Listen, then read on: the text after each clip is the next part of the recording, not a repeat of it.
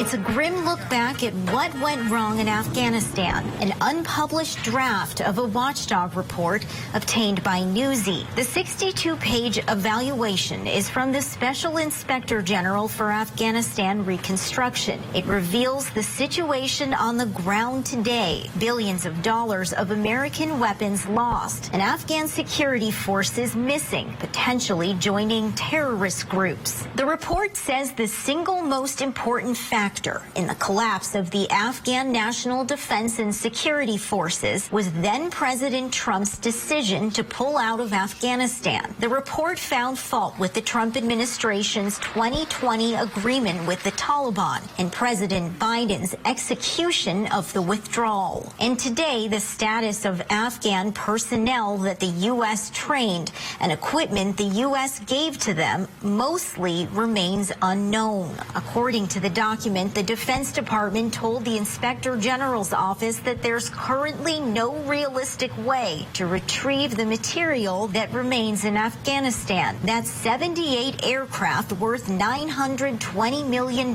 some 9,500 air-to-ground munitions worth $6 million, more than 40,000 vehicles, over 300,000 weapons, and nearly all night vision, surveillance, communications, and biometric equipment, according to the Pentagon. It's not a perfect process.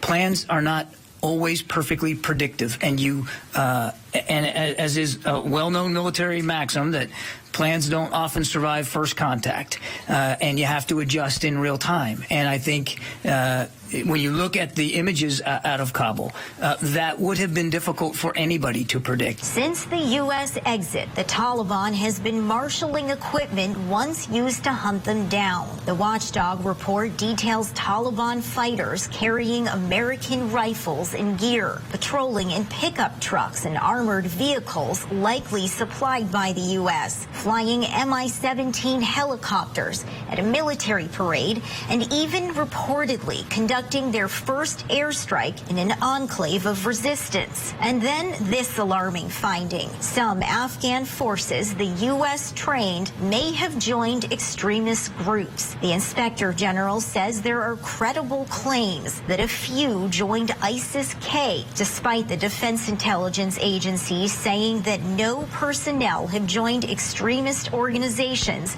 inside Afghanistan. Now, I asked this Inspector General's office for comment, and they said they'll let the report speak for itself.